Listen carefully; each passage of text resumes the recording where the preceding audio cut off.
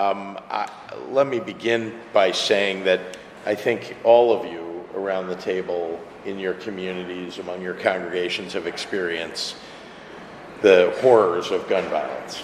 The family members that are left behind, the community that's traumatized, the children who are so terribly impacted by what's happening in their communities or in their own families, or some of them, unfortunately, victims.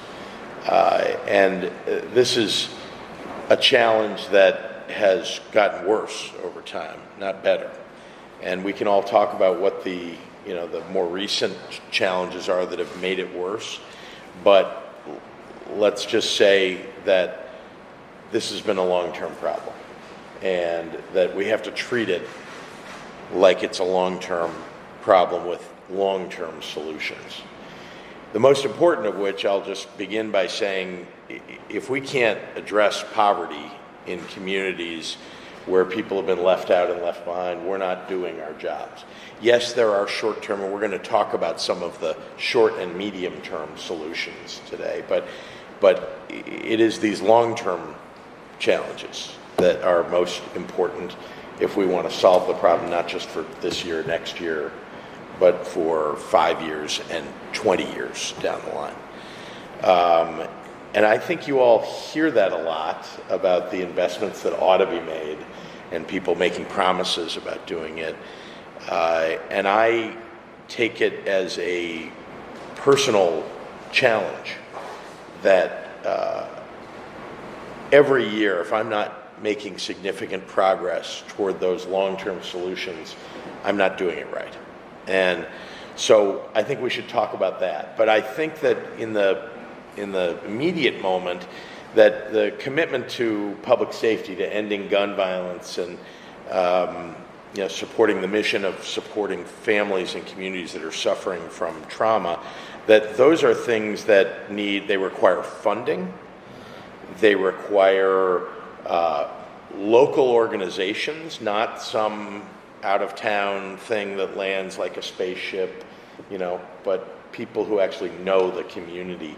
And often, by the way, that is our community nonprofits and our churches and our synagogues and the local faith-based organizations. So you all, like I said, you're already dealing with this. It's just a question of is there support for what you're doing? We've been through, as a nation, an increase in violence. It's not just a Chicago problem. And we see it, most acutely in these mass shootings that have happened recently, but those aren't the only things that happen. We're living with it every day, not just in Chicago, but in Boston and New York and San Francisco and elsewhere. But it's in these, in the ones that get all the attention on television, where Buffalo and Uvalde and Highland Park, where the attention of the nation turns to these problems. But for those of us who are living every day with the understanding that this isn't just in a wealthy community, or it's not just in the one place where the white supremacist, 21-year-old gets a hold of a weapon of war, but rather it's the everyday people, packing heat and going into situations in which when tempers flare and things, act up, gang violence, of course, and elsewhere. And we just have to address this on multiple levels. So when I came into office, I found several things. Let's start with, I am not a believer that you defund police, but rather hold police who are not doing it right accountable. But we need police. And so when I came into office, I invested in the state police. That's the police department I control. Because state police have been cut, back under the Rauner years and previously, and they had really a fraction of their previous size. So I've added hundreds of state troopers.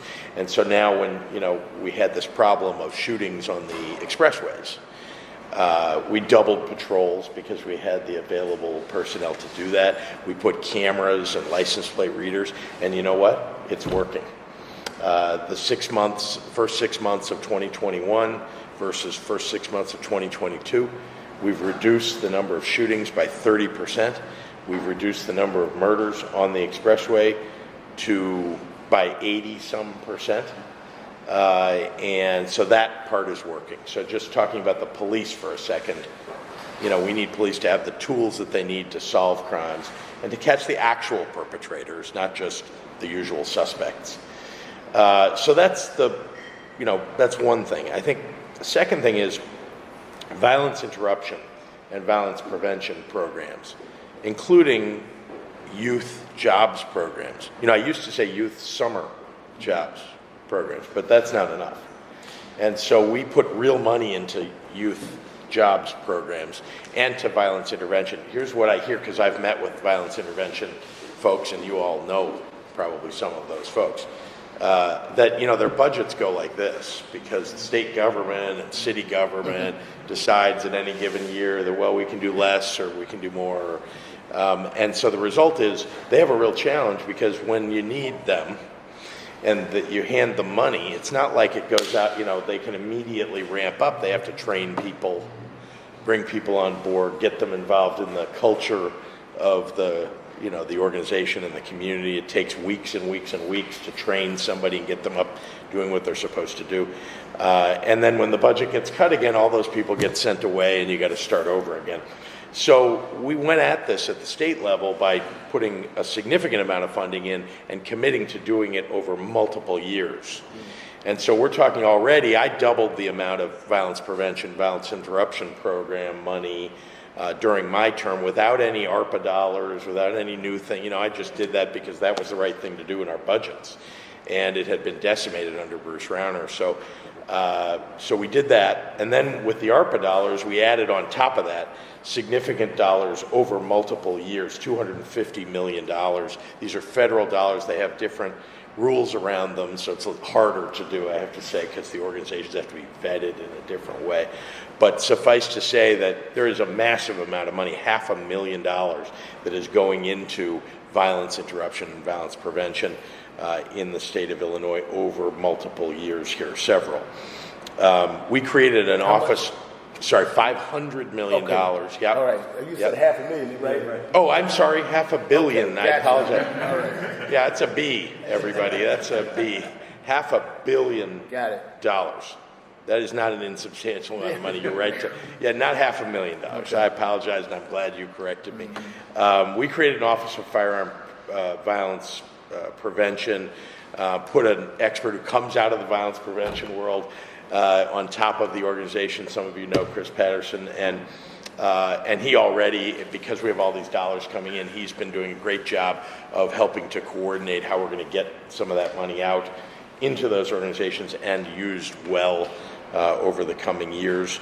And then, as you know, I declared gun violence a public health emergency. Now that sounds like, well, that's nice, those are a bunch of words, but it changes the way the government reacts to gun violence. When you say, that you start with, just like in the healthcare world, prevention is the very first and best way to address violence, prevention.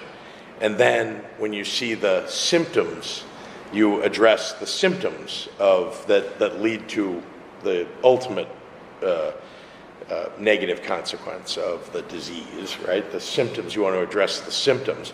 And then, of course, you have to address the underlying disease. Can you vaccinate against it? Can you prevent this from spreading? That's the mindset. And so that's when we talk about it being a public health emergency. It's sort of think about how we had to react to the deadly global pandemic and treat it like it is a very serious undertaking.